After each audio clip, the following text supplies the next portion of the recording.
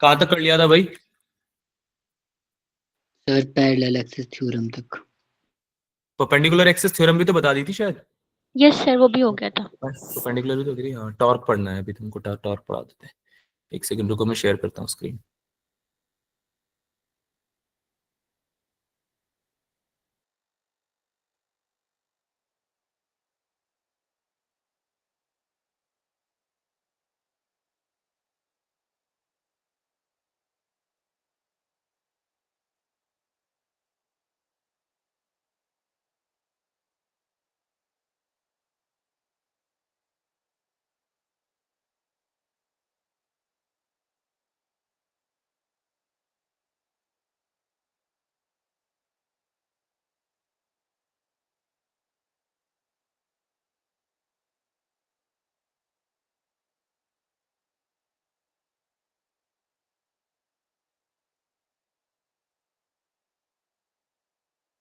Visible है बेटा screen?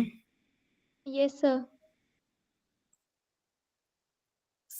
Okay cool, चलो भाई स्टार्ट करते हैं। तो after rotation let's begin with gravitation. ठीक है, जैसे कि मैंने आपको बता रखा है कि कुछ इंपॉर्टेंट टॉपिक्स हैं जो हाईली वेटेड टॉपिक्स हैं, उनको हम केवल कवर कर रहे हैं, राइट? तो ग्रेविटेशन से भी क्वेश्चंस आते हैं। It is one of the highly weighted topics. तो कवर, ताकि हम 12th के टॉपिक स्टार्ट करें फिर, सर आपकी आप लोगों आवाज को थोड़ा बोर्ड। आवाज नहीं आ रही है? ब्रेक क्या हो बोल रही रहे है। हो? अच्छा, ब्रेक हो रही है, वेट करो। I am trying to arrange different network, maybe network का इशू।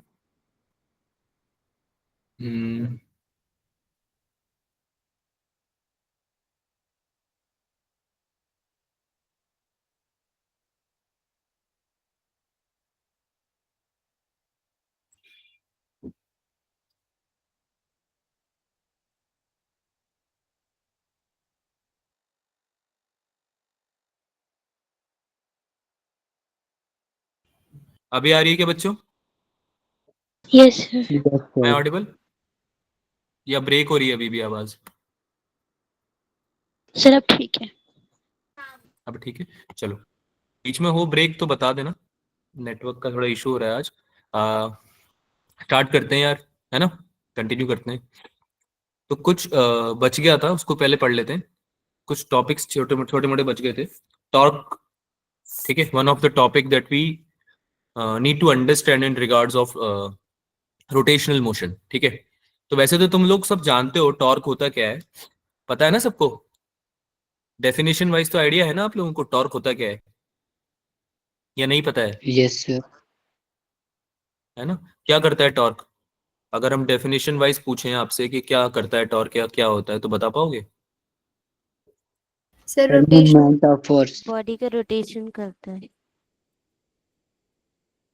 रोटेशन करता है। सर मूवमेंट बाकी ऑफ सबका भी यही फोर्स। आंसर है? हम्म, ठीक है, मूवमेंट ऑफ फोर्स बोल लो, या फिर ये बोल लो कि आप कोई आपका फोर्स जो है वो कितना रोटेशन प्रोवाइड कर सकता है ना? या फिर कोई ट्विस्टिंग फोर्स जो कि रोटेशन प्रोवाइड कर सके, है ना? रोटेशन का मतलब तो हमने समझ ही लिया है क्या होता है, वो तो हमें ऑलरेडी पता है ना?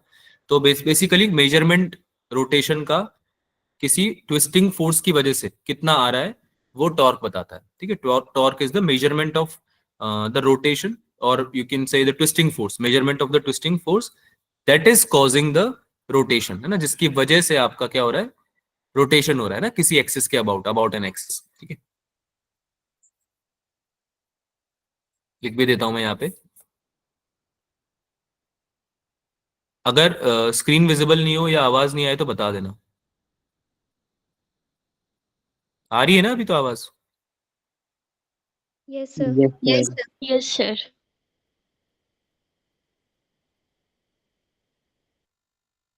That causes rotation. ठीक है, अभी तक तो इतना ही जानना जरूरी है, इतना बहुत है हमारे लिए समझने के लिए कि ये होता क्या है टॉर्क।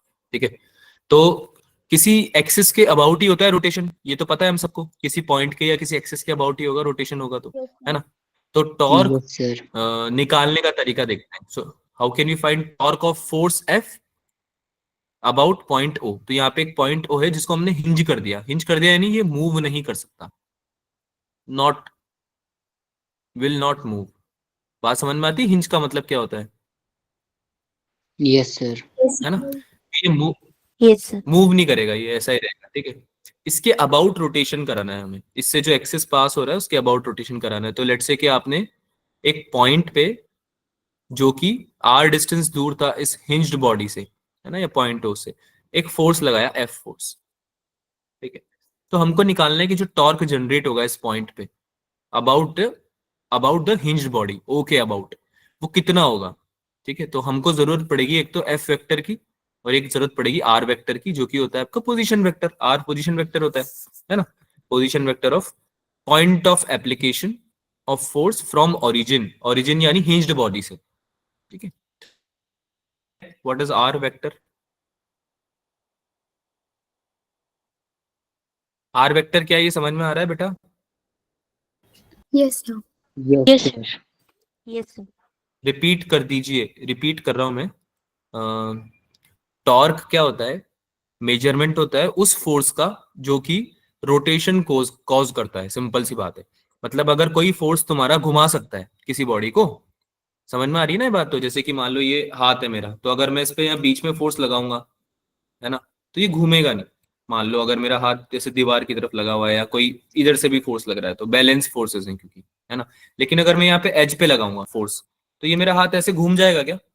ऐसे टर्न कर सकता है क्या हाथ?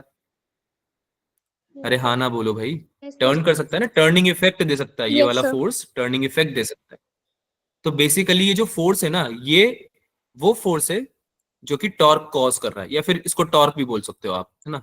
अगर इस फोर्स का मेजरमेंट निकाल लूंगा ना मैं, कि कितना रोटेट कर पा रहा है ये, तो वो आपको मेजरमेंट देगा टॉर्क का, है ना। डिफाइन ही ऐसे होता है टॉर्क बेसिकली, है ना। It is the measurement of that twisting force which can cause rotation, है ना, अबाउट एन एक्सिस।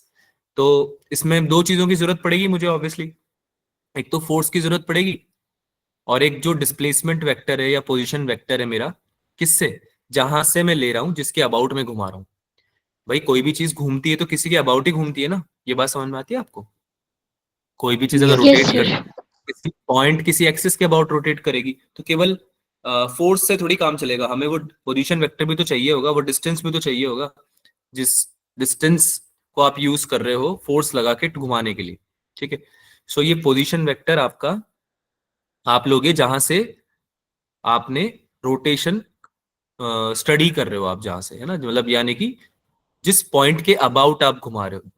ठीक है, जिस एक्सिस के अबाउट आप घुमा रहे हो, जहां से आपने हिंज कर रखी है बॉडी, उसके अबाउट हम लेंगे, वहां से लेंगे सॉरी, आर वेक्टर या फिर पोजीशन वेक्टर।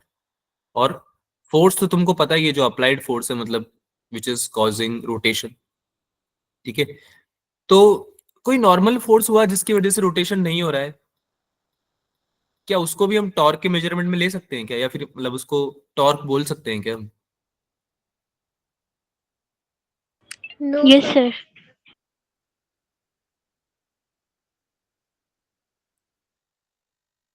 अरे बेटा, जो फोर्स रोटेट नहीं करा पा रहा है कुछ भी, उसको आप टॉर्क कैसे बोल सकते हो, या टॉर्क की कैलकुलेशन में कैसे ले सकते हो, है ना। जीरो हो जाएगा ना टॉर्क फिर उस केस में, तो अगर रोटेशन नहीं हो रहा है तो।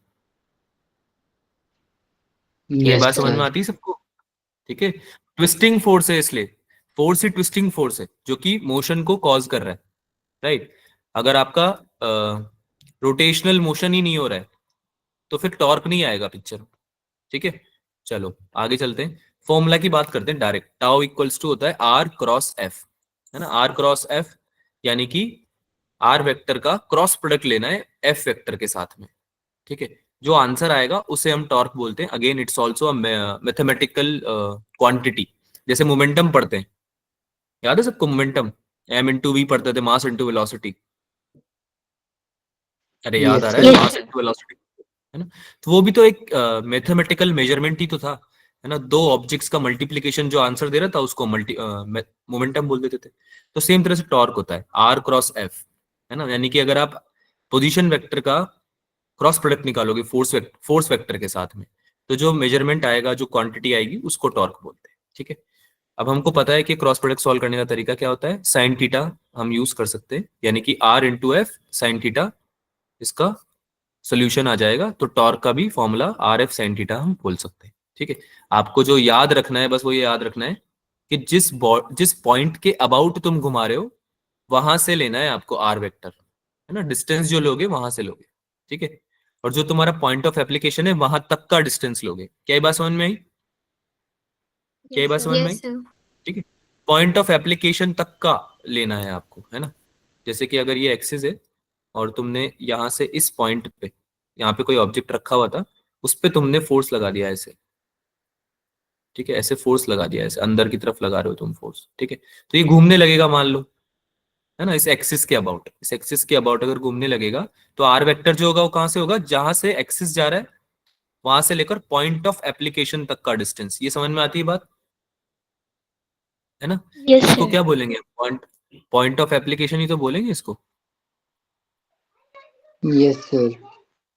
Point of application. एप्लीकेशन यानी जहां से आप, जहां पे अप्लाई कर रहे हैं, है ना, जहां पे लगा रहे हैं मतलब, ठीक है। चलो भाई बहुत बढ़िया। अच्छा, आर क्रॉस एफ लेते कैसे हैं? हाँ बेटा, डाइपोल में जो टॉर्क लगता है इलेक्ट्रिक फील्ड में, क्या होता है? फॉर्मूला क्या होता है इसका? डाइपोल जब हमने पढ़ा था इलेक्ट्रिक फील्ड में, इलेक्ट्रिक फील्ड या मैग्नेटिक फील्ड में भी पढ़ा था, तो जब हमने इलेक्ट्रिक डाइपोल पढ़ा था मान लो, तो उसमें टॉर्क का फॉर्मूला क्या होता है? किसी को याद है? Yes. टी Sir, sine P theta. sin क्या होता theta. है? P sin P theta. Sine theta, या फिर P cross E, P Yes, cross E sir. होता है, यस ठीक है। सर। तो उसमें भी जो आपका डाइपोल मोमेंट होता है, उसका क्रॉस प्रोडक्ट ही तो निकाल रहे होते हो आप इलेक्ट्रिक फील्ड के साथ में, है ना। और उसका रीजन क्या Yes, होता है? sir. उसको टॉर्क क्यों बोल रहे होते हैं? उसको टॉर्क क्यों बोल रहे होते हैं? क्योंकि जो आपका क्रॉस प्रोडक्ट आता है ना, डाइपोल मोमेंट और किस चीज का? इलेक्ट्रिक फील्ड का, वो एक रोटेशनल इफेक्ट क्रिएट करता है ना। एक रोटेशन क्रिएट करता है। बात समझ में आ रही है आपको? जब आप क्रॉस प्रोडक्ट Yes, sir. निकालोगे, है ना, डाइपोल मोमेंट का और इलेक्ट्रिक फील्ड का, तो एक रोटेशन क्रिएट करेगा, ट्विस्टिंग इफेक्ट देगा, और उसी को टॉर्क बोलते हैं। तो इसलिए हम उसको, उस क्वांटिटी को भी टॉर्क से रेफर करते थे, ठीक है। तो basically it's just a twisting effect, ठीक है। Anything could cause it, right, not just any force.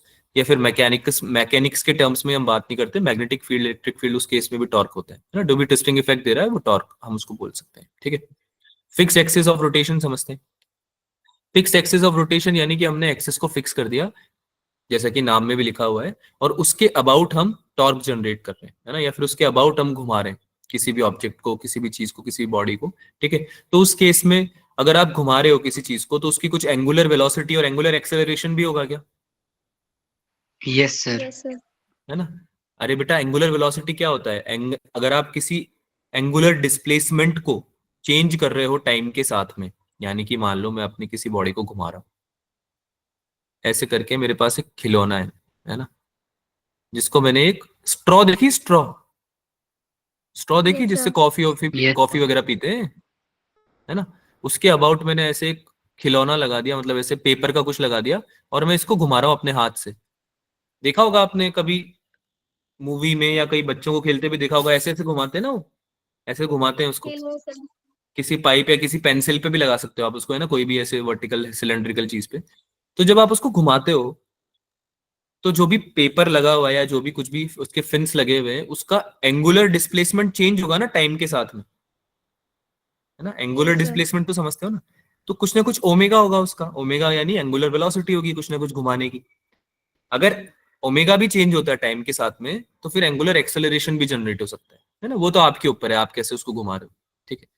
तो जब हम टॉर्क के रेफरेंस में बात करते हैं एंगुलर वेलोसिटी या एंगुलर एक्सेलरेशन की, तो हम ऐसे डिफाइन करते हैं टॉर्क को, that it is also equal to I into alpha.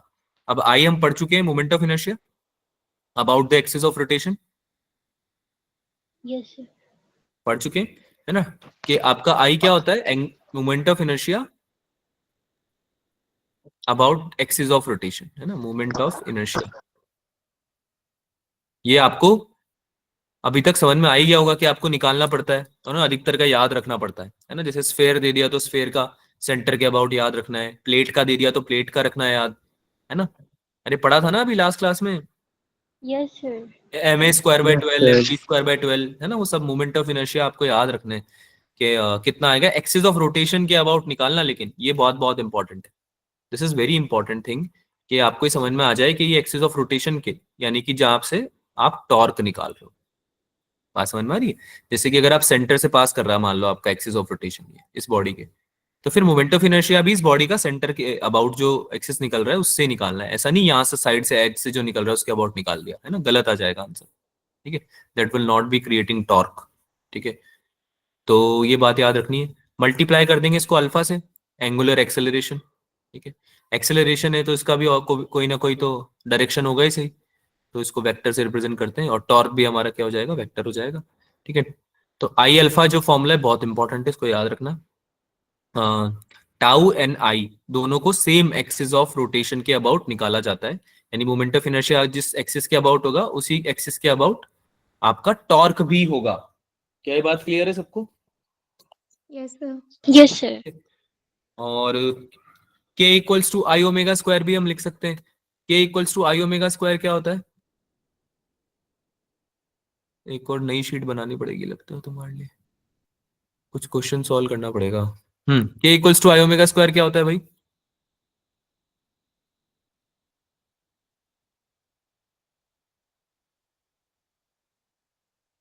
अच्छा, आई क्या होता है? What is I? Moment आवाज of आ रही है? inertia. Yes, sir. Am I audible? सबको आवाज आ रही है Yes, मेरी? sir. Yes, Yes, sir. sir. Okay.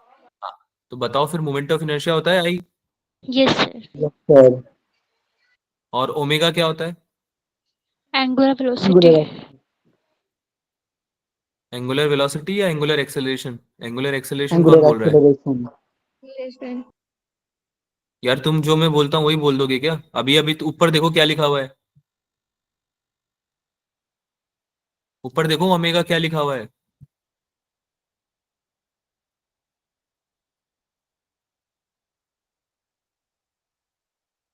अरे क्या लिखा हुआ है बेटा?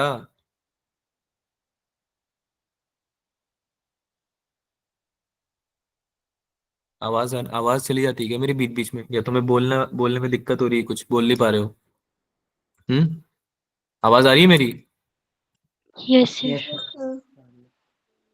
This is kinetic energy. ठीक है, काइनेटिक एनर्जी निकालनी है ना अगर किसी बॉडी की जिसका हमें मोमेंट ऑफ इनर्शिया पता है और एंगुलर एक्सेलरेशन दे रखा है, क्योंकि टर्निंग इफेक्ट ही तो है, मोशन तो कर ही रहा है ना आपका ऑब्जेक्ट जब घूमेगा, है ना। एंगुलर वेलोसिटी जो तुम्हें दे रखी है, एंगुलर वेलोसिटी तो है ये। थोड़ा थोड़ा अगर आप इसको रिलेट कर पा रहे हो तो ये हाफ एम वी स्क्वायर जैसा दिख रहा है क्या? Yes, sir. Half M V Yes, square sir. जैसा रिजेंबल कर रहा है क्या ये? है ना। और याद करो मोमेंट ऑफ इनर्शिया भी तो क्या हम मास का ही एक कॉन्सेप्ट लेते थे, मास का कॉन्सेप्ट ही तो है moment of inertia, Yes, sir. है ना। मोमेंट ऑफ इनर्शिया क्या होता है? एम आर स्क्वायर भी लेते थे, एक जो उसका फॉर्मूला लेता था वो क्या होता था? एम आर स्क्वायर, है ना, एम आर स्क्वायर की टर्म्स में होता था बेसिकली, है ना। तो मास का ही कोई क्वांटिटी देता है। तो जब रोटेशनल मोशन की हम बात करते हैं तो उसके रेफरेंस में काइनेटिक एनर्जी जो लिखते हैं वो लिखते हैं हाफ आई ओमेगा स्क्वायर, जिसमें आई क्या हो गया, मोमेंट ऑफ इनर्शिया, और ओमेगा क्या हो गया, एंगुलर वेलोसिटी। ठीक है, तो ये एक और फॉर्मूला है जो आपको बहुत काम करेगा। अगेन देन डेरिवेशन हम नहीं कर रहे हैं अभी, हमारे पास टाइम भी नहीं उतना, but then I am writing out summaries की। ज्यादा ज्यादा ज्यादा डिफिकल्ट और ज्यादा बहुत सारे फॉर्मूले नहीं है, याद रख लेना इसलिए इनको। ठीक है, और एक बात हमेशा याद रखना, जब भी मोमेंट ऑफ इनर्शिया लिखोगे एक्सिस ऑफ रोटेशन के अबाउट लिखना है हमेशा, है ना। जिस एक्सिस के अबाउट रोटेट हो रही है आपकी बॉडी उसी के अबाउट लिखना है। तो आई अल्फा तो हो गया टॉर्क, आई ओमेगा स्क्वायर हाफ टाइम्स आपका हो गया काइनेटिक एनर्जी, और पावर भी आप लिख सकते हो टाउ डॉट ओमेगा से। अब तो समझ में आ रहा है ना टाउ क्या है? टॉर्क। क्या है ये Yes, sir. टाउ? टॉर्क। और ये क्या है? Angular velocity. acceleration. ठीक है बेटा, एक्सेलरेशन अल्फा होता है, एंगुलर एक्सेलरेशन अल्फा होता है। This is angular acceleration. लिखूं क्या तुम्हारे लिए? तुम्हें समझ में नहीं आ रहा तो इसको हटा देता हूं। This is angular acceleration. ठीक है, Yes, sir. This is angular velocity. Velocity है ये, वेलोसिटी। ठीक है, ये याद रखो यार, ये बेसिक फॉर्मूला, ये भूलो मत। आगे चलें, इसमें कोई डाउट है? Yes, sir. आगे चलें। So let's Yes, start a new topic. कुछ क्वेश्चंस आप इसके प्रैक्टिस जरूर कर लेना। मोमेंट ऑफ इनर्शिया के तो मैंने करा दिए थे, जो इम्पोर्टेंट है मतलब वो तो मैंने करा दिए थे आप लोगों को, लेकिन कुछ क्वेश्चंस आप प्रैक्टिस कर लेना। सेंटर ऑफ मास एक टॉपिक है जो कि अलग से मैं नहीं पढ़ा रहा हूँ, but then again centre of mass का बेसिक जो फॉर्मूला है ना, उससे ज्यादा कुछ पूछता भी नहीं, वो बहुत ज्यादा डीप में जाएगा ही नहीं। तो तुम बस वो फॉर्मूला पढ़ लेना एक बार, क्योंकि वो फॉर्मूला क्या रोटेशन के साथ आ जाता है कभी कभी, है ना, उसमें बहुत ज्यादा कुछ नहीं सीखना आपको। सेंटर ऑफ मास आपको जनरली दे देते हैं चीज, अगर किसी ऑब्जेक्ट का आपको पूछ भी रहे हैं तो याद कर लोगे तो अच्छी बात है, नहीं याद रहता है तो भी कोई ना। लेकिन रोटेशन में मोमेंट ऑफ इनर्शिया वाले सारे जो भी ऑब्जेक्ट्स थे ना हमारे 2D 3D ऑब्जेक्ट्स, उन सबके मोमेंट ऑफ इनर्शिया जरूर एक बार पढ़ के जाना, है ना, याद करके जाना। ठीक है, बोलो Yes, भाई sir. हाँ ना तो। Yes, sir. ठीक है, आगे चलें। Yes, sir. ठीक है, एक नया टॉपिक स्टार्ट करते हैं, ग्रेविटेशन स्टार्ट करते हैं। Okay, Newton's law of gravitation. तो जैसा कि यहाँ पे आप देख सकते हो, एक पुराना सा जो स्टोरी है हमारा, याद ही होगा आप सब लोगों को, कि न्यूटन के सर पे एप्पल गिर गया था, इस वजह से डिस्कवर कर लिया उसने, है ना, ऐसा कुछ। तो ग्रेविटेशन का कॉन्सेप्ट वहीं से स्टार्ट होता है, वहीं से मतलब कि भाई कोई भी चीज फॉल क्यों कर रही है ना। तो थोड़ा बहुत तो हमें आइडिया है भी सही, वैसे पता है ना ग्रेविटेशन के बारे में थोड़ा बहुत तो, Yes, sir. Yes, sir. है ना। तो क्या बोलता है न्यूटन्स लॉ ऑफ ग्रेविटेशन?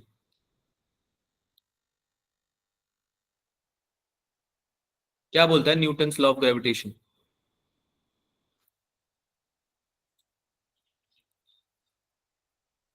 बोलो बेटा, कभी तो आंसर करो।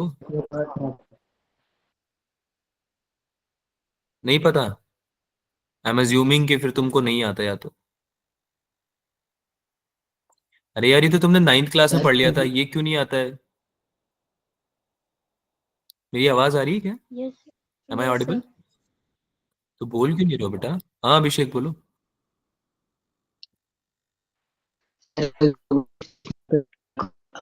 फोर्स करती है वही ग्रेविटेशन फोर्स है। ओके, आपकी आवाज नहीं आ रही, बट आई गेस आप ये बोलना चाह रहे हो कि अट्रैक्शन फोर्स है, ऐसा कुछ बोलना चाह रहे हो, है ना। क्या होता है भाई Newton's law of gravitation? The Newton's law of universal gravitation, ठीक है, जो यूनिवर्सल लॉ ऑफ ग्रेविटेशन होता है वो ये बोलता है कि जो मतलब आपका यूनिवर्स है, उसमें हर एक पार्टिकल अट्रैक्ट कर रहा है जिसके पास भी कोई मास है और जो कि कुछ डिस्टेंस पे लोकेटेड है। यही होता है। अरे यही Yes, होता है sir. ना, every particle attracts each other और every other particle in the universe, है ना, जो कि मास के डायरेक्टली प्रोपोर्शनल है, दोनों के मास के मल्टीप्लीकेशन के, है ना। और इनवर्सली प्रोपोर्शनल किसके होता है? रेडियस, उनके डिस्टेंस के स्क्वायर के। Yes. पर्पल कलर दिखाई Yes, नहीं दे sir. रहा, मैं बता दूंगा, अभी पढ़ के बता दूंगा पर्पल कलर। ठीक है, F equals to M A नहीं बेटा, Newton second law of motion की बात नहीं कर रहे हैं हम, ग्रेविटेशन की बात कर रहे हैं ना।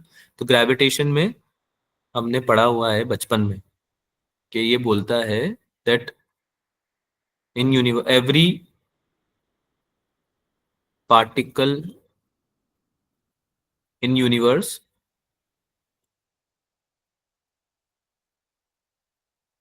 attracts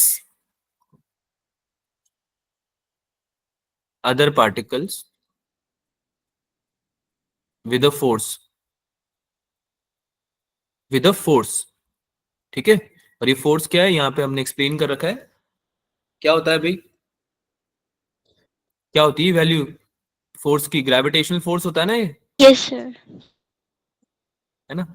तो क्या बोलता है ये न्यूटन्स लॉ ऑफ ग्रेविटेशन? क्या बोलता है कि ये जो फोर्स है, जिस फोर्स से अट्रैक्ट कर रहे हैं कोई भी दो पार्टिकल एक दूसरे को यूनिवर्स में, वो डायरेक्टली प्रोपोर्शनल होता है उसके मासेस के, डायरेक्टली प्रोपोर्शनल होता है उसके मासेस के मल्टीप्लीकेशन के, और इनवर्सली प्रोपोर्शनल होता है उसके डिस्टेंस या सेपरेशन के स्क्वायर के, है ना।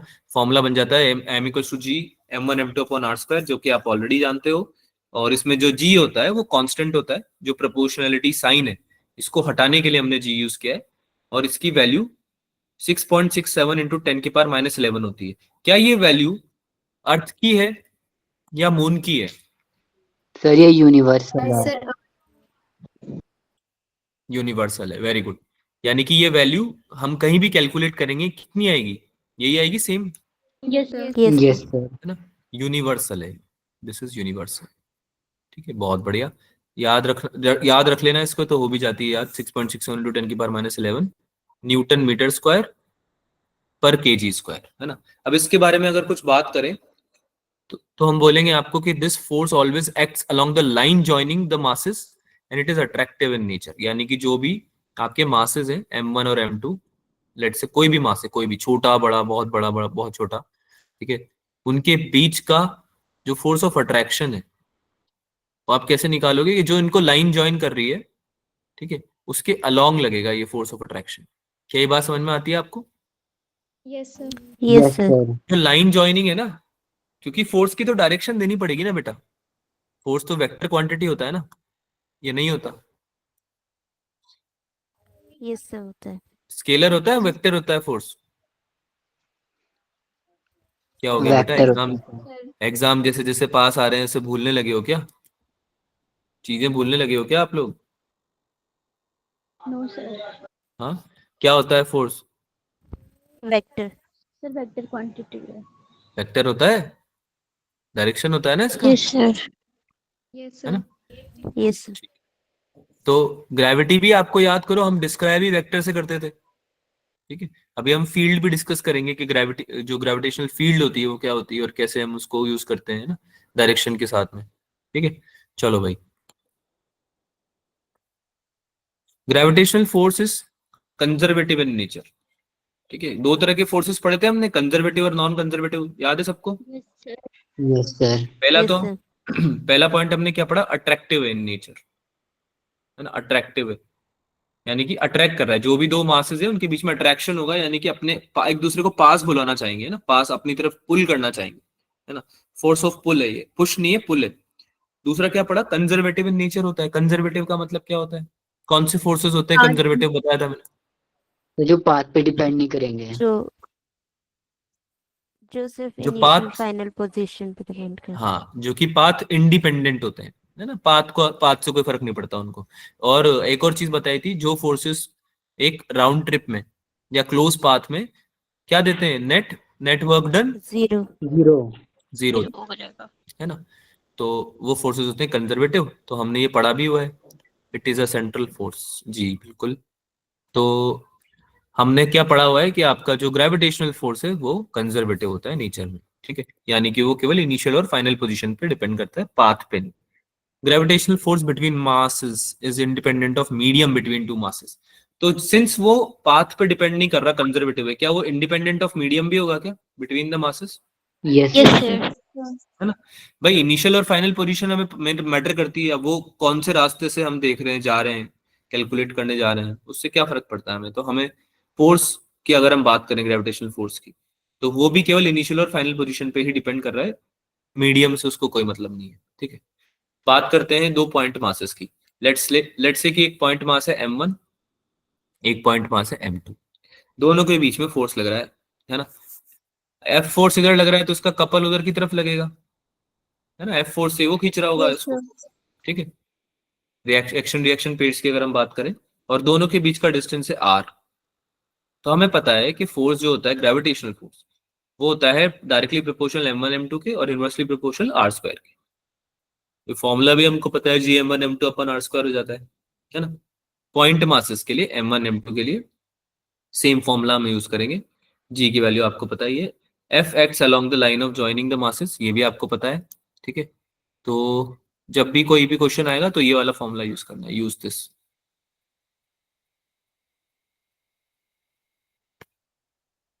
Now we need to understand the superposition principle. अभी हमको ये समझ में तो आ गया है कि ग्रेविटेशनल फोर्स होता क्या है, ठीक है। अब हम समझना चाह रहे हैं सुपरपोजिशन प्रिंसिपल, ठीक है। तो उसके लिए हमें क्या, एक छोटा सा केस स्टडी करना पड़ेगा। बात समझ में आ रही है आपको? Yes, sir. ठीक है। सुपरपोजिशन क्या होता है, कोई बता सकता है?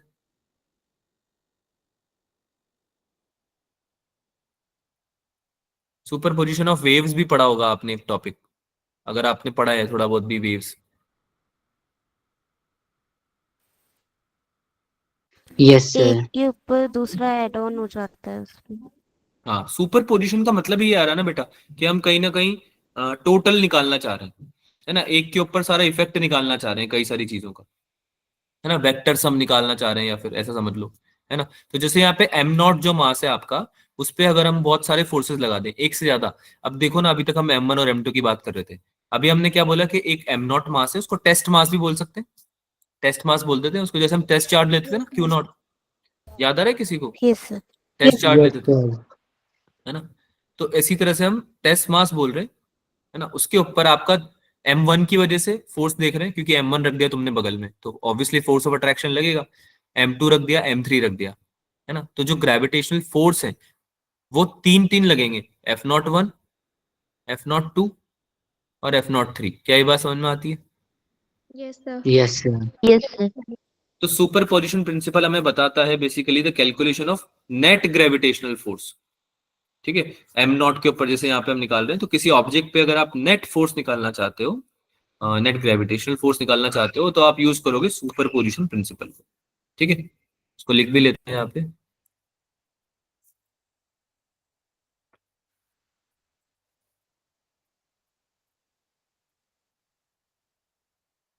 द नेट ग्रेविटेशनल फोर्स,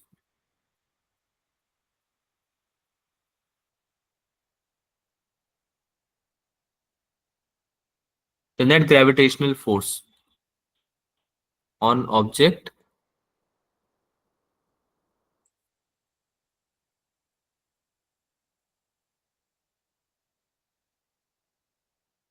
क्या हो जाएगा ये, vector sum, vector sum of all forces,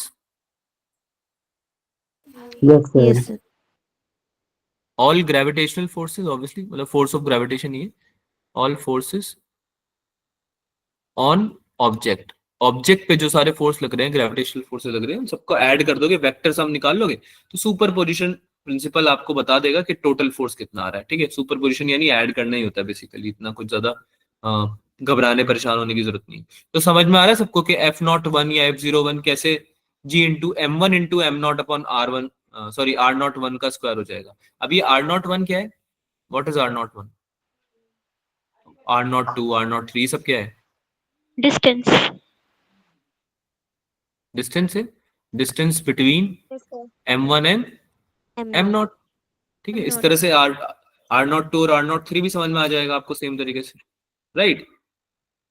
So this is your formula. It becomes F naught net equals to F01 plus F02 plus F03, यानी कि सारे फोर्सेस को बस वेक्टोरियली ऐड करना है, वेक्टर, वेक्टर फॉर्म में लिखा है हमने आप, right. I hope it is clear, समझ में आती है ना ये, यस सर। सुपरपोजिशन प्रिंसिपल समझ में आता है ना, ठीक है। एक सवाल करते हैं, एक सिनेरियो आपको दे रखा है, दो मासेस है M और M, ठीक है, और एक एम नॉट मास है, टेस्ट मास तुम्हारा ले, उसको यहाँ पे लिख भी देता हूँ मैं टेस्ट मास, ताकि आप लोगों को समझ में आए कि ये टेस्टिंग के लिए हमने यूज किया है, बस इस पे हम निकालना चाह रहे थे ग्रेविटेशनल फोर्स, तो इसके से हमने इसको यूज किया, ठीक है। चलो भाई, तो यहाँ पे मैंने थोड़ा सा तुम्हारे लिए बना रखा है एफबीडी वैसे, कि एफ नॉट पे जो फोर्स लग रहा है, फोर्स ऑफ अट्रैक्शन, ठीक है, वो लेट से एफ ले लिया हमने, तो आपका नेट फोर्स कितना आएगा, तो क्या आपको बता सकते हो आप कितना आएगा, यस सर। कितना आएगा?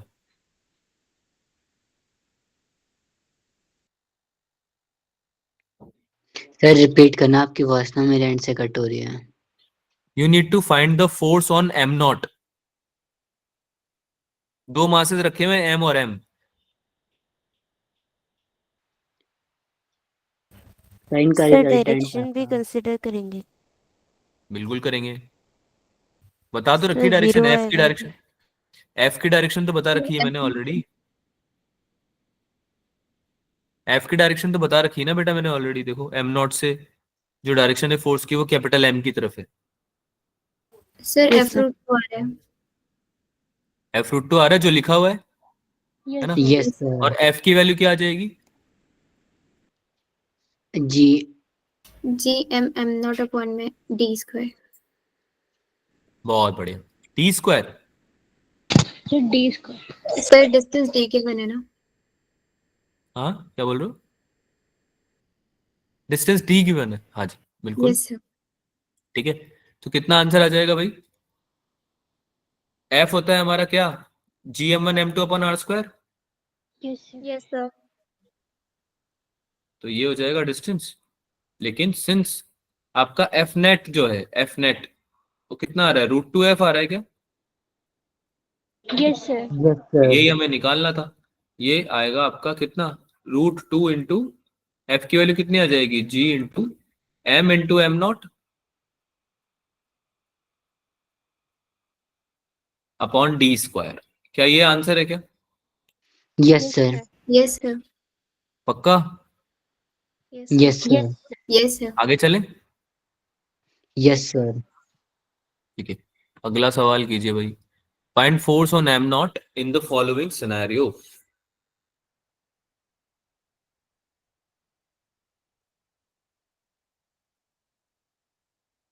अब सिंस m और m दोनों का मास सेम है और दोनों इक्वल डिस्टेंसेस पे भी है, l डिस्टेंस पे m नॉट से, तो दोनों में सेम फोर्स लग रहा है। दोनों के बीच में जो ग्रेविटेशनल फोर्स आ रहा है वो F1 आ रहा है, दोनों में कॉमन आ रहा है। लेकिन जो थर्ड वाला मास है m, क्या वो m नॉट से, ये वाला मास की बात कर रहा हूँ, क्या ये m नॉट से √2l डिस्टेंस पे है? यानी कि l पे तो Yes, नहीं है ना sir. डिस्टेंस, इसका Yes, डिस्टेंस sir. अलग है। तो ग्रेविटेशनल फोर्स की वैल्यू भी बदल जाएगी क्या? F1 थोड़ी रहेगी अब, Yes, Yes, sir. sir. है ना? तो वो आपको निकालना है कि क्या आंसर आएगा आपका एफ नेट का, net force, net gravitational force, ये बताना है आपको। करो, सॉल्व करो। जब हो जाएगा चैट में लिखना answer. You need to write down the answer in the chat also, ऐसे नहीं।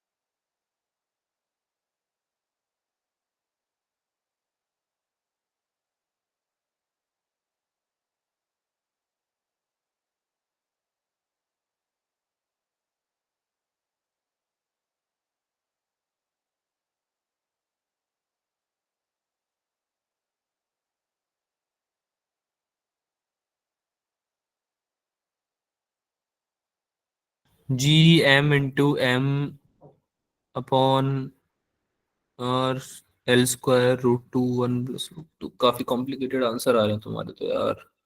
चलो बढ़िया, कोई ना। समझ में वैसे तुम्हें आ गया होगा वैसे करना क्या है, नेट फोर्स निकालने के लिए क्या करना है ना? थोड़ा बहुत पिछले वाले क्वेश्चन से आइडिया लग गया होगा, थोड़ा लगा है Yes, sir. Yes, sir. ना? तो एम नॉट पे जो फोर्स आएगा बेटा, एक तो F1 आएगा m की वजह से, right, Yes, sir. Yes, sir. है ना? तो F1 अगर लग रहा है इधर की तरफ, ध्यान से समझना, अगर मैं एफ नेट बनाना चाहूं इस पे एफ नेट, तो मैं क्या लिखूंगा? एक तो मेरा F1 लग रहा है इधर की तरफ, एक मेरा F1 लग रहा है इधर की तरफ। बोलो हाँ या ना, Yes, sir. Yes, sir. है ना? अट्रैक्टिव फोर्स है ना? तो इसका रिजल्टेंट कुछ ऐसा आएगा क्या, √2f1, Yes, sir. Yes, sir. है ना? इसके अलावा एक F2 फोर्स भी तो लगेगा इस थर्ड वाले मास की वजह से, Yes, sir. ठीक है? तो एफ नेट मेरा क्या ये हो जाएगा क्या, √2f1 + F2, total total force. बोलो समझ में Yes, आया? sir. समझ में आया सबको? Yes, sir. यस सर तो बोल देते हो तुम, पता नहीं समझ में भी आता है नहीं आता। तो इसी को तो सॉल्व करना था बेटा। F1 की वैल्यू तो कितनी आ जाएगी, G M into M naught upon L square. Yes, sir.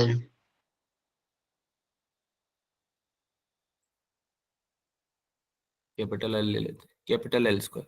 और F2 की वैल्यू कितनी आ जाएगी, GMM naught upon 2L square. 2L square, root two L का होल स्क्वायर। हाँ रूट टू एल Yes, का whole sir. Square, 2L square ही होगा, Yes, sir. 2L स्क्वायर ही तो होगा। मल्टीप्लाई करके देखोगे तो अब तो इजी है ना, निकाल लोगे ना बेटा इसको, वैल्यू को पुट कर लोगे, F1 को यहाँ पुट कर दोगे, जो भी आंसर आ रहे हैं आपके, अगर आपने सही पुट किया है तो सही आंसर आएंगे। ठीक है, हो गया था। Yes, sir. Yes, sir. निकाल लो ना बेटा, क्या हो गया, रूट टू टाइम्स F1 है, तो G into M naught upon L square तो कॉमन आ जाएगा, तो ये आ जाएगा रूट टू प्लस नीचे था 2L स्क्वायर और बाकी तो सब सेम ही था, तो ये आ जाएगा 1/2, यही तो आएगा, Yes, sir. यही आएगा, Yes, sir. यही आया आंसर। ये है। ठीक है, चलो आगे चले। Yes, sir. Yes, sir. Okay sir F1 Now- में सर √2 भी आना था मल्टीप्लाई में उधर, तो लिखा तो है, √2 F1 सर लिखा तो है उत्तर वाले बेटा, में। यहाँ पे लिखा तो है। Yes sir. और कहाँ पे, और कहाँ पे लिखूं बताओ, लिखा तो है √2 F1, यस सर। ये लिखा है ना √2 F1 लिखा है ना, और यहाँ पे भी हमने √2 से मल्टीप्लाई किया है, देखो है ना। F1 जब हमने लिखा है तब √2 थोड़ी मल्टीप्लाई करेंगे बेटा, √2 F1 की वैल्यू लिख रहे हैं ना यहाँ पे, तो केवल जो हमने ये वैल्यू लिखी ना F1 की, ये केवल F1 की वैल्यू है ना, ये केवल F1 की वैल्यू है, तो यहाँ पे थोड़ी √2 से मल्टीप्लाई होगा, यहाँ तो केवल F1 की वैल्यू लिखी ना इंडिविजुअली की कितना आंसर आता है, तो वो तो यही आएगा, राइट। अरे समझ में आया बेटा, किसने पूछा था, मुझे तो नाम समझ में नहीं आया। Yes sir. Yes sir. Tashu, क्या नाम है आपका बच्चा, Tashu, yes sir. Okay cool. आगे चले, एक अच्छा क्वेश्चन करते हैं, ठीक है, तुम्हारे को नीट में हेल्प मिलेगा काफी, एक अच्छा क्वेश्चन, इसको सॉल्व करो, मजा आएगा इसको सॉल्व करके भी, और थोड़ा हेल्प भी मिलेगा नीट में अगर ये कर लोगे तो। ठीक है, आपको ऐसा पॉइंट बताना है, locate a point on the dotted line, है ना, 4m मास और 9m मास रखे हुए दो जगह d डिस्टेंस से सेपरेट किए हुए। ठीक है, आपको क्या बताना है, locate on a point on the dotted line at a distance x from mass 4m, यहां से x मास दूर, यानी x डिस्टेंस दूर, सॉरी। ठीक है, तुम्हें बताना है वो point where mass M naught, let से ये पॉइंट है एम नॉट मास का, where mass M naught does not feel any force, यानी कि 4m की वजह से जो फोर्स ऑफ अट्रैक्शन हो और जो 9m की वजह से वो कैंसिल आउट हो जाए, यही हो सकता, तभी हो सकता है क्या। Yes, sir. क्वेश्चन समझ में आया सबको, या फिर से बताऊं बच्चा, क्वेश्चन समझ में आया या फिर से एक्सप्लेन करना है क्वेश्चन क्या बोल रहा है। सर फिर से कर दो। आपको वो डिस्टेंस निकालना है 4m मास से, 4m मास से x डिस्टेंस दूर, या x दूर, आप x मीटर, x सेंटीमीटर, जो भी होगा ये x मीटर ही ले लो। ठीक है, आपको वो निकालना है डिस्टेंस, जिस पॉइंट पे आपका अगर कोई टेस्ट मास रख दें m नॉट, है ना, m नॉट का मास का कोई ऑब्जेक्ट रख दें, तो वो कोई फोर्स ही एक्सपीरियंस नहीं करे, उसको कोई फोर्स फील ही ना हो। अब फोर्स फील ना हो ऐसा तो हो नहीं सकता, ग्रेविटेशनल फोर्स तो लगेगा ना उस पे 4m और 9m की वजह से, बोलो हाँ या ना। Yes sir. ठीक है, तो तुमको ऐसा डिस्टेंस बताना है जो कि कैंसल आउट कर देता है। ठीक है, कैंसल आउट कर देता है फोर्सेस को जो एम नॉट पे लग रहे हैं। ठीक है, डी की टर्म्स में आंसर आएगा, पहले ही बता रहा हूं, क्या ये बात समझ में आती है, वैसे तुम्हें समझ में आ रही है ये बात कि डी की टर्म्स में आंसर आएगा, है ना। मैंने पहले भी बताया था, मैं बार बार बताता हूँ इस चीज को, कि जो जो क्वेश्चन में दिए हुए होते हैं ना पैरामीटर्स, उन्हीं की टर्म्स में आंसर करना है हमेशा। एक्स की वैल्यू निकालनी, निकालो, 2d/5 आ रही है, अच्छा Yes, sir. 4d/7, 2d/, तो तुम्हें क्वेश्चन रटा हुआ है क्या भाई, तुमने तो क्वेश्चन पढ़ते ही बता दिया, पहले से कर नहीं रखा है सर, क्या। इजी कैलकुलेशन है। कैलकुलेशन इजी है, हाँ that is true, that is true, आपको खैर जो समझने वाली बात थी वो मैंने आपको समझा दी ऑलरेडी। वैसे आप लोगों को आई होप कि आप लोगों को भी समझ में आती होगी ये तो, कि कैसे करते हैं इस सवालों को, है ना। बाकी जिसको नहीं आती है उसके लिए यही है सजेशन के जो कॉन्सेप्ट है वो अगर समझ में आ गया तो कैलकुलेशन को इतनी बड़ी दिक्कत नहीं है, वो तो तुम कर लेते हो, ठीक है। तो ले लो 30 सेकेंड्स और ले लो, then we will discuss. 30 seconds भी नहीं, 15 सेकेंड्स ले लो, उसके बाद डिस्कस करते हैं। इतना टाइम है नहीं वैसे, मतलब इतना टाइम देने की जरूरत है नहीं, इसमें इजी है। बट हाँ लेकिन क्वेश्चन सही है, यानी कि नीट के हिसाब से this is an appropriate question. NEET में इससे डिफिकल्ट क्वेश्चन नहीं आएगा, ये बात पक्की है। ग्रेविटेशन से क्वेश्चन आएगा तो ऐसा ही आएगा, ठीक है। ये इजी भी नहीं है, डिफिकल्ट भी नहीं है, मॉडरेट से थोड़ा कम मान लो, थोड़ा इजी की तरफ मान लो। लेकिन हाँ अगर आपको ये समझ में आ रहा है तो आप क्वेश्चन कर पाओगे आपके नीट के, ठीक है। ज्यादा परेशान मत हुआ करो। तुमको पता है लैंग्वेजेस की दिक्कत है मेनली, तुम अगर क्वेश्चन को समझने लग जाओ ना एक बार, तो नीट के काफी ऑलमोस्ट 70-80% क्वेश्चन आप कर सकते हो सिलेबस कंप्लीट करने के बाद। फिजिक्स की बात कर रहा हूँ और मैं ये, ठीक है। करें, डिस्कस करें। Yes sir. Yes sir. चलो भाई डिस्कस करते हैं। इसको थोड़ा ढंग से लोकेट कर लेते हैं बीच में ताकि इजी हो।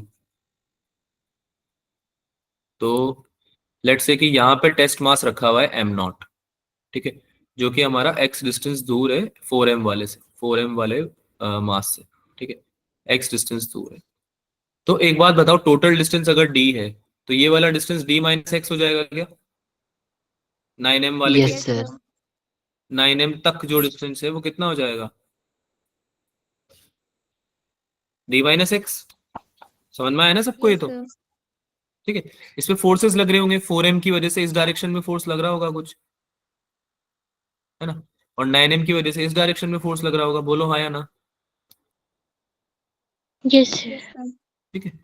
लेट से इसको हमने बोल दिया f1x, f1 बोल लो या f1x बोल लो, इसको f2 बोल लो, f2x, ठीक है। सबसे पहले तो मुझे एक बात बताओ, x निकालने का तरीका क्या है। हम दोनों फोर्सेस को बैलेंस करना जरूरी है, बोलो हाँ या ना। Yes sir. ग्रेविटेशनल फोर्स जो लग रहे हैं F1 और F2, उनको इक्वेट करना पड़ेगा ना भाई, तभी तो बैलेंस होगा m0 पे, तभी तो बैलेंस होगा फोर्स m0 पे, और m0 एक्सपीरियंस नहीं करेगा कोई फोर्स, है ना। So what we need to write is f1x equals to f2x which is 4m की वजह से बताओ सबसे पहले तो कितना आएगा।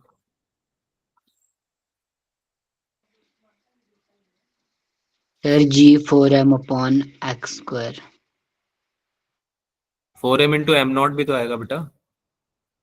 सर ये तो 0 ही मान लिया सर। जीरो मान लिया? जीरो मानोगे तो पूरा ही जीरो हो जाएगा। सर मतलब जीरो यूनिट मान लिया सर। हाँ यूनिट मान सकते हो आप, यूनिट मान लो, पर मानने की कोई जरूरत नहीं है आपको। जो दिया हुआ है उसको लिखो एज इट इज, है ना, वो वैसे भी कैंसिल आउट हो जाएगा, ठीक है। अपनी मर्जी से मत मारो, यूनिट मास बोलेगा ना क्वेश्चन तब मानना, ठीक है। g इंटू 9m, वो तो फर्क नहीं पड़ता क्योंकि कैंसिल आउट हो जाएगा एनीवे, तो कोई फर्क नहीं पड़ रहा उससे। ये क्या हो जाएगा, d माइनस एक्स का होल स्क्वायर हो जाएगा क्या। Yes sir. m0 से m0 कैंसिल हो गया, m से m कैंसिल हो गया, g से g कैंसिल हो गया, तो क्या बनेगा ये 9x² इक्वल्स टू, बोलो आगे क्या आएगा, 4 times D d minus. Minus e X, minus X square. ठीक है। This will become 9x² equals to, क्या हो जाएगा ये 4 times d² plus x² minus 2dx। इससे इसको सिंपल दोनों साइड अंडर रूट लेके भी तो कर अंडर रूट सकते भी ले सकते हैं, बहुत बढ़िया, ठीक है। d² plus x² minus 2dx करके सॉल्व करोगे तो इसमें थोड़ा टाइम लग जाएगा, यही समझाना चाह रहा था। ये एक तरीका हुआ, तरीका गलत नहीं है, कोई दिक्कत नहीं है इसको यूज करने में। अगर दिमाग में नहीं भी आता है तो उसको सॉल्व जरूर करना है ऐसे, पर अगर दिमाग में आ जाता है तो ट्राई करना है कि जहां भी आपको दोनों तरफ स्क्वायर का टर्म दिख जाए तो आप अंडर रूट ले लो दोनों तरफ, है ना, both side under root, both side root ले लिया हमने, तो क्या बनेगा ये 9 का अंडर रूट कितना हो जाता है 3, हैं। x² का x बन जाएगा, ये बनेगा 2 d minus x, right. Yes sir. ठीक है, तो यहाँ से -2x का टर्म जाएगा, वो 5x बना देगा लेफ्ट साइड जाके, और इधर क्या बन जाएगा 2d. What will be d, sorry what will be x? 2d/5. 2d/5. ठीक है भाई. Yes, sir. कूल. आगे चले. Yes, sir. Yes. Yes.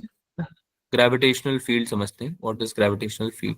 तो जैसे हम इलेक्ट्रिक फील्ड समझ रहे थे, क्या आपको समझ में आता है कि वैसे ग्रेविटेशनल फील्ड भी हो सकती है? Yes, Yes, sir. sir. क्या हो Yes, सकती है gravitational field? Can you suggest a definition? Sir gravitational force का कितने डिस्टेंस तक इन्फ्लुएंस है किसी भी हाँ, पार्टिकल इन्फ्लुएंस. पे? Very good, very good. जैसे हम इन्फ्लुएंस इलेक्ट्रिक फील्ड का बताते थे, वैसे इसका भी हो जाएगा, है ना. ग्रेविटेशनल फोर्स फील्ड, ठीक है, कितना फोर्स एक्सर्ट कर रहा है बॉडी पे, कितना दूर तक कर पा रहा है, मतलब कब तक, कहाँ तक कर पा रहा है, वो रीच, वो रेंज, है ना, हम क्या बोलेंगे, ग्रेविटेशनल फील्ड होती है. और या फिर अगर हम ग्रेविटेशनल फील्ड स्ट्रेंथ की बात करें, तो it is basically the force field that is exerted on any mass, है ना, मैसिव बॉडी या मास जो है आपका, उस पर जो एक्सर्ट किया जा रहा है वो होती है. ठीक है. अच्छा, ग्रेविटेशनल फील्ड को ग्रेविटेशनल फील्ड इंटेंसिटी भी बोलते हैं, स्ट्रेंथ को, सॉरी. ठीक है. ग्रेविटेशनल फील्ड का कितना स्ट्रेंथ होगा उसको हम क्या बोलते हैं, ग्रेविटेशनल फील्ड इंटेंसिटी. ठीक है. तो उसको हम कैसे रिप्रेजेंट करते हैं, Gm/r² से. कैसे रिप्रेजेंट करते हैं?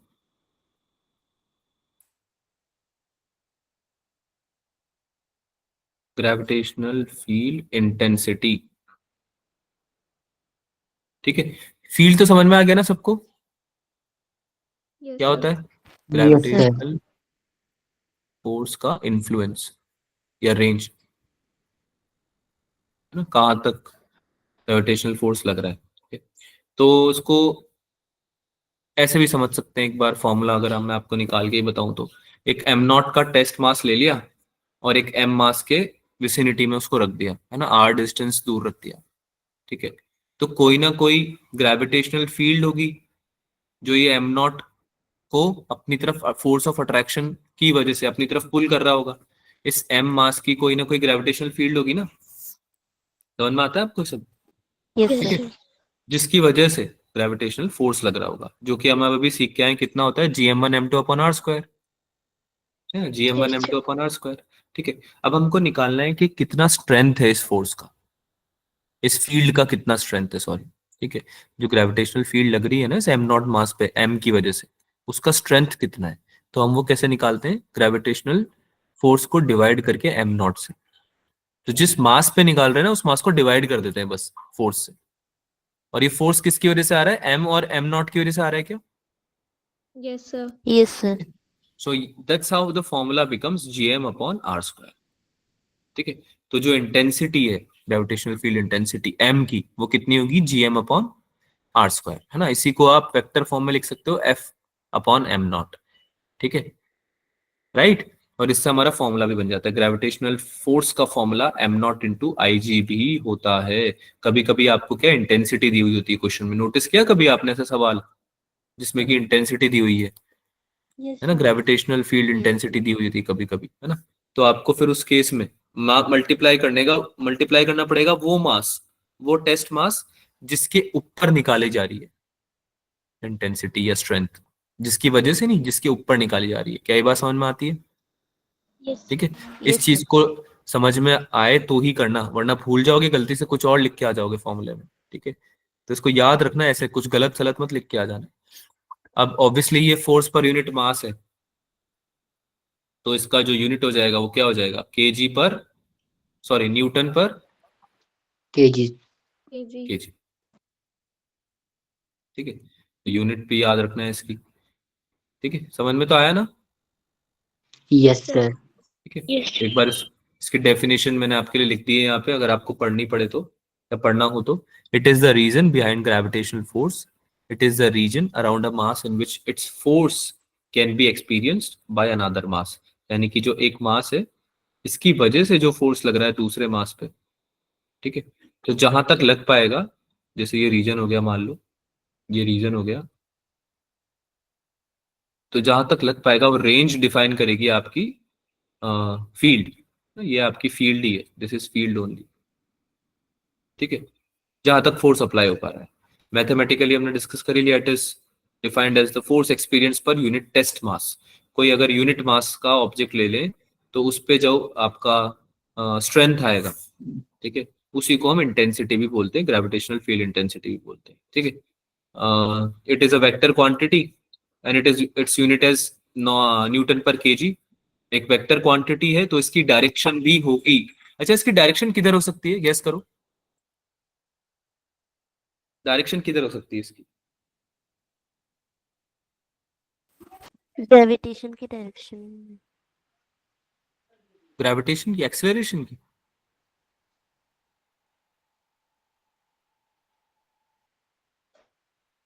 बेटा आवाज आ रही है सबको? सर समझ नहीं आया क्या आप Yes, sir. पूछना चाह रहे हैं। ग्रेविटेशनल फील्ड इंटेंसिटी जो अभी पढ़ा हमने, एफ अपॉन एम नॉट या G M upon R square, हमने हमने क्या डिस्कस किया कि ये एक वेक्टर क्वांटिटी है, ये डिस्कस किया। Yes sir. ठीक है, तो मैं पूछ रहा हूँ इसकी डायरेक्शन किधर होगी फिर? अगर वेक्टर क्वांटिटी तो डायरेक्शन भी होगी इसकी मैग्नीट्यूड के साथ साथ, तो क्या हो, किधर की तरफ होगी, बता सकते हो?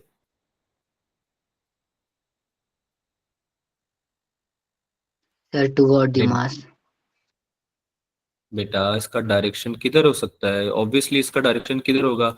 अलोंग द डायरेक्शन या लाइन ऑफ फोर्स ही तो होगा। Yes, sir. जो ग्रेविटेशनल फोर्स लग रहा है, जिस डायरेक्शन में लग रहा है, उसी डायरेक्शन में निकालोगे ना इंटेंसिटी भी उसकी। ठीक है, ऑन यूनिट मास निकालना है, लेकिन ये बात याद रखना, किस पे? ऑन यूनिट मास, है ना, एम नॉट पे, जिस पे लग रही है ना, जिस पे ग्रेविटेशनल फोर्स लग रहा है, जिस पे ग्रेविटेशनल फोर्स आप निकाल रहे हो, जिसकी वजह से नहीं, जिस पे निकाल रहे हो, ठीक है, उसकी ऊपर जो फोर्स लग रहा है, उस फोर्स की डायरेक्शन में आएगी इंटेंसिटी भी। क्या ये बात समझ में आती है? आई जी की डायरेक्शन की बात हम कर रहे हैं, डिस्कस कर रहे हैं आई जी की डायरेक्शन। Yes, sir. ठीक है, तो जो एफ की डायरेक्शन है वही आई जी की डायरेक्शन है, आसान भाषा में। ठीक है, चलो भाई आगे चलते हैं। Find gravitational field at a point P in the following scenarios. तो मैं आपको कुछ सिनेरियोज दूंगा अभी, ठीक है, उनको आप ध्यान से समझना और ट्राई करना कि आप निकाल पाओ ग्रेविटेशनल फील्ड इंटेंसिटी। कूल। अच्छा, पॉइंट मास की वजह से जो आएगा, कोई पॉइंट मास है, एम नॉट मास है जैसे कि, ठीक है, या फिर एम हो गया, तो कितना आएगा उसकी वजह से आई जी? एफ अपॉन एम नॉट आएगा, या जो भी पॉइंट मास है मतलब Yes, उसका, sir. है ना, वो आएगा।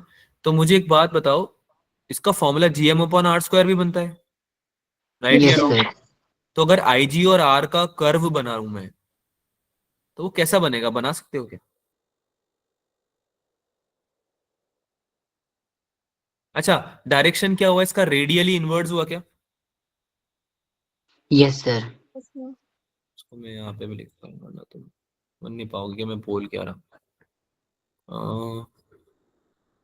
जैसे यहाँ पे बनाते हैं इसको, यहाँ पे, ठीक है, तो जैसे ये एम मास है, तो अगर कोई टेस्ट मास है जिस पे लग रहा है ये फोर्स, तो जो डायरेक्शन होगा इंटेंसिटी का, वो ऐसे रेडियली इनवर्ड्स की रखेगा ना अपना डायरेक्शन इस एम मास की तरफ, Yes, sir.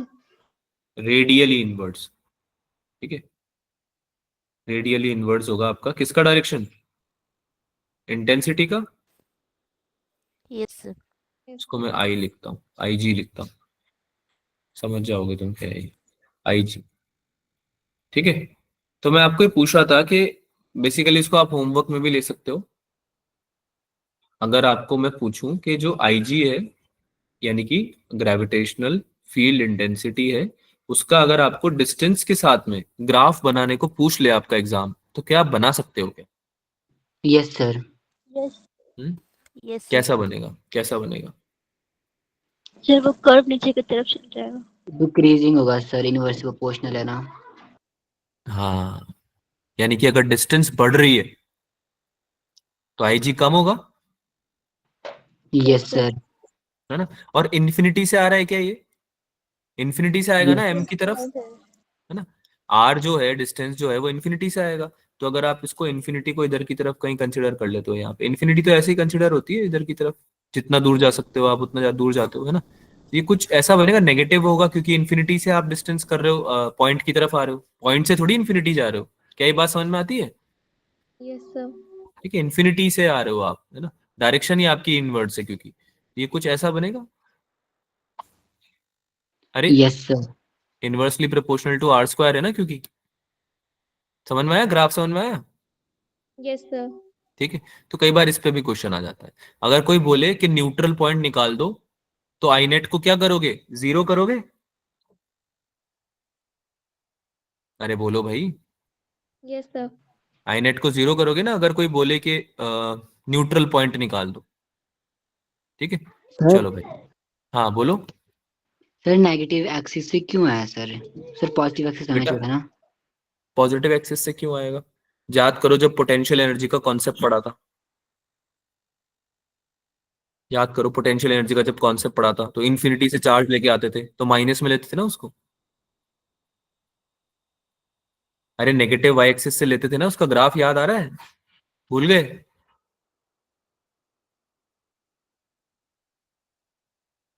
पर मेरी सर आवाज आ आप रही है? यहाँ पे इन्फिनिटी से क्यों लिया?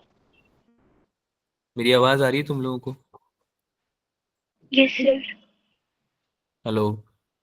यस सर, आवाज यस तो आ रही है। यस सर आ आवाज रही आ है। रही है तो रिप्लाई, बेटा रिप्लाई तो करोगे ना? Yes sir. हाँ, तो बोलो, जो बोल रहा हूँ पूछो, जो पूछ रहा हूँ बताओ। आपने जब पोटेंशियल एनर्जी का ग्राफ बनाना सीखा था, याद है? इलेक्ट्रोस्टैटिक पोटेंशियल में हम बनाते थे।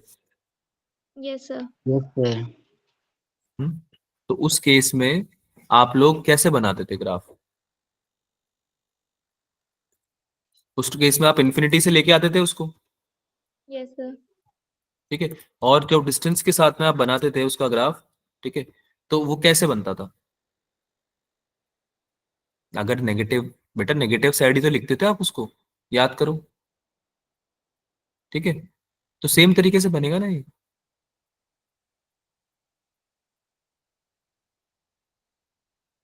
नहीं समझ में आया? नो चलो एक सर। क्वेश्चन, क्वेश्चन के थ्रू कर लेंगे इसको, क्वेश्चन के थ्रू कर लेंगे, उसमें थोड़ा सा इसका डेरिवेशन भी होगा तो तुम्हें मैथमेटिकली समझ में आ जाएगा। वैसे तो जो मैंने आपको समझाया वो समझ में आना चाहिए, क्योंकि पोटेंशियल के केस में भी हम सेम तरह से लेते थे। याद करो जब जी की वैल्यू लिखेंगे, हम जी की वैल्यू लिखते थे तो भी वो भी माइनस वी अपॉन आर लिखते थे, माइनस वी अपॉन आर। जो जी एम स्क्वायर होता है आपका, G M upon R square होता है ना, वो क्या होता है? एक्सेलरेशन भी होता है क्या, acceleration due to gravity. Yes sir. ठीक है, अब आप किसी ऑब्जेक्ट को इन्फिनिटी से लेके आ रहे हो अगर, तो वो तो डिक्रीज कर रहा है ना बेटा, या इंक्रीज कर रहा है? जो वैल्यू है वो डिक्रीज कर रहा है या इंक्रीज कर रहा है? Overall value decrease. डिक्रीज कर रहा है ना। तो अब उस केस में आप negative infinity, negative y axis से ही तो बनाओगे इसको। Yes sir. ठीक है, माइनस साइन जो आप लगाते हो ना, उसका रेलेवेंस भी यही होता है। ठीक है, इसमें हम ग्रेविटेशनल पोटेंशियल नाम का भी एक पढ़ते हैं टॉपिक, जिसपे आपने क्वेश्चन भी सॉल्व किए होंगे, यस याद सर। करो। आपने क्वेश्चन सॉल्व किए होंगे पक्का, है ना? तो उस केस में भी हम सेम कॉन्सेप्ट यूज करते हैं ग्रेविटेशनल पोटेंशियल में भी। ठीक है, बाकी कुछ क्वेश्चन इस पे करते हैं, तो हो सकता है आपको थोड़ा समझ में आ जाए अच्छे से, that could may be solve your confusion. अभी खत्म नहीं हुआ है ये चैप्टर, इस पे अभी हमें कम से कम एक लेक्चर और लगेगा। ठीक है, फिलहाल मैं एक छोटा सा क्वेश्चन दे रहा हूँ जो आपने पढ़ा है उसके ऊपर, तो उसको सॉल्व करने का ट्राई करो। ठीक है, तो दो मासेस ले लेते हैं, एक एम मास हो गया, जो पुराना क्वेश्चन किया था उसको ही, उससे रिजेंबल करता हुआ एक क्वेश्चन ले लेते हैं, और एक और एम मास रख दिया मैंने यहाँ पे, और दोनों का डिस्टेंस हम रख सकते हैं, सेम रख सकते हैं दोनों का डिस्टेंस, है ना, डी डी डिस्टेंस ले लो दोनों का। ये डी हो गया, ये डी हो गया, और ये हो गया तुम्हारा पी पॉइंट, ये हो गया तुम्हारा पी पॉइंट। ठीक है, तुमको मैं क्या पूछ रहा हूँ, आईजी की नेट वैल्यू बताओ, net value of gravitational field intensity at point P कितना आएगा बताओ।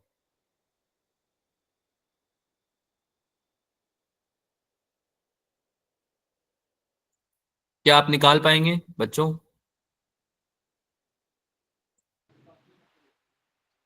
Yes sir. हम बताओ, आंसर बताओ। √2 GM upon D square. Okay cool.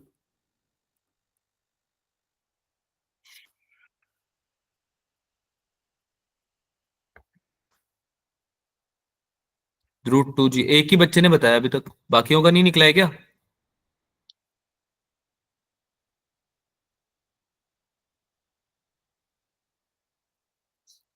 अरे √2 टाइम्स हो जाएगा ना बेटा, यस सर। √2 टाइम्स हो जाएगा, इसमें क्या सोचना है, इतना इतना तो डिफिकल्ट है ही नहीं है। जब इसका ग्रेविटेशनल फोर्स पढ़ लिया तुमने तो तुमको पता है कि उसका डायरेक्शन ऐसे होता है जो ग्रेविटेशनल फोर्स का, तो आईजी के डायरेक्शन भी तो यही होगा, जो आईजी लगेगा वो भी तो ऐसे लगेगा।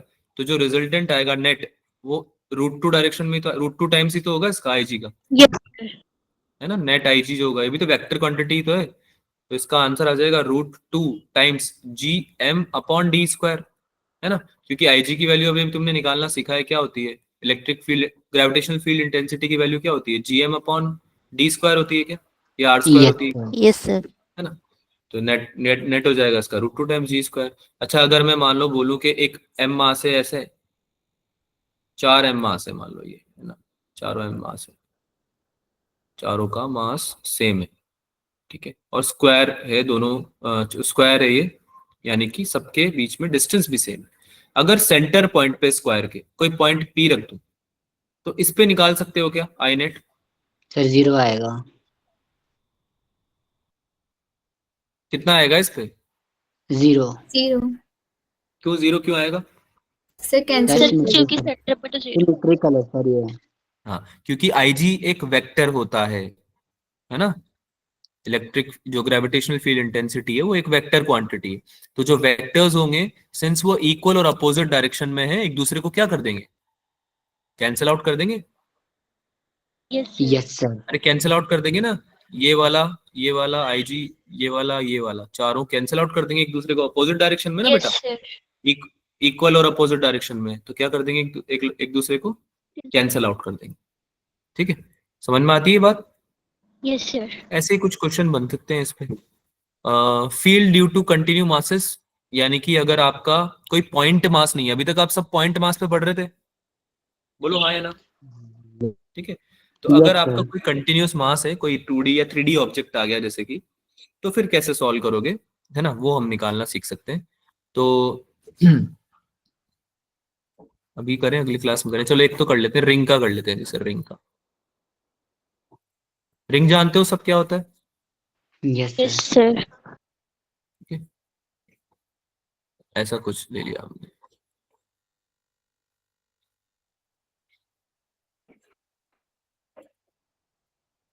ठीक है, ऑलमोस्ट 2D मान लो इसको, सही लग रहा है ये, ठीक है। तो इसका हमने मास ले लिया m और रेडियस ले लिया r, दो ही चीजें रिक्वायर्ड है हमारे लिए फिलहाल, है ना। तो अब अगर हमको निकालनी है magnetic sorry gravitational field intensity, तो हमको एक पॉइंट मानना पड़ेगा इसमें कहीं पे, ठीक है, एक यस पॉइंट मानना सर। पड़ेगा ना। तो कोई ना कोई पॉइंट इसके सेंटर से मान लेते हैं, मान लो यहाँ पे एक टेस्ट मास है, ठीक है, जिस पे हम निकालना चाह रहे हैं क्या, इलेक्ट्रिक ग्रेविटेशनल फील्ड इंटेंसिटी, जो कि पास कर रहा है रिंग के सेंटर से, ठीक है। तो ऐसा कुछ मान सकते हैं, है ना।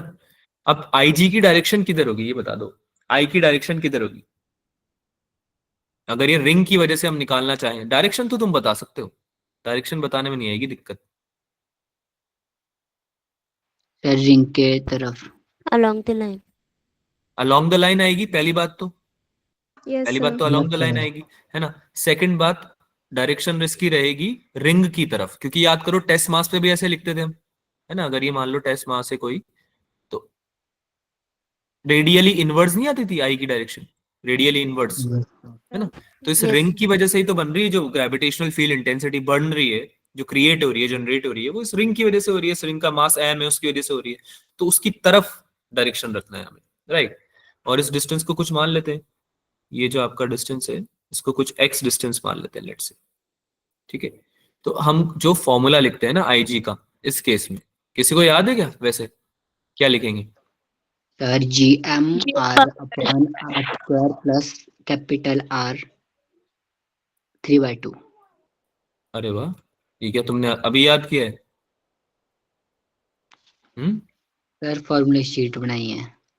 क्या बात है, बहुत बढ़िया। अगर फॉर्मूला याद रह जाता है तो बहुत ही बढ़िया बात है, तो अगर ग्रेविटेशन के फॉर्मूले भी याद रह गए तो ये होती है बच्चों, yes sir. Gravitational field intensity because of a ring, ठीक है। अच्छा x = 0 अगर इसमें हुआ, अगर इसमें x इक्वल्स टू 0 हुआ, एक केस लेते हैं, इसको दूसरे कलर से ले लेते हैं, x इक्वल्स टू 0 हुआ तो क्या IG भी 0 हो जाएगा क्या? यस सर, 0 हो जाएगा। No sir. नो सर, वो तो इन्वर्सली प्रोपोर्शनल है। सर 0 हो बेटा, जाएगा। x का एक ऊपर भी है पैरामीटर, न्यूमरेटर में भी तो है, यस सर, हो जाएगा, 0 हो जाएगा। तो 0 हो जाएगा ना। आसमान में आ रही है? तो इसका सर। मतलब क्या हुआ कि इस रिंग के सेंटर पे कितनी इंटेंसिटी है? 0। 0। समझ में आई सबको बात, है ना? Yes sir. यस और और क्या केस हो सकता है? x इक्वल्स टू r ले लो, है ना? x इक्वल्स टू r ले लो तो भी एक केस बन जाएगा। अच्छा, x बहुत बड़ा हुआ अगर रेडियस से, अगर x बहुत बड़ा हुआ रेडियस से तो भी एक केस बनेगा क्या? Yes yes sir. सर। कैसे सर। बनेगा दिखाता हूँ। x बहुत बड़ा है r से, है ना? अगर बहुत बड़ा है तो x के कंपैरिजन में r को नेग्लेक्ट कर सकते हैं, बोलो हाँ या ना, यस सर। सर यस है ना? तो फिर क्या बन जाएगा? IG g into m into x upon r x cube. Square, x square plus इसको 0 मान सकते हैं इसके कंपैरिजन में, और इसकी पावर 3/2 लिख सकते हैं। तो एक्स स्क्वायर की पावर 3/2 क्या होगा? ये 2 से 2 कट जाएगा, तो एक्स क्यूब बचेगा क्या? Yes sir. So this will be gmx upon x cube, yes sir. यही बचेगा gmx अपॉन एक्स क्यूब। तो gm अपॉन एक्स स्क्वायर लिख सकते हैं इसको direct, yes sir. Yes sir. है ना?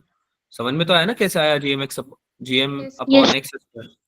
ठीक है, yes this will become IG equals to gm upon x square.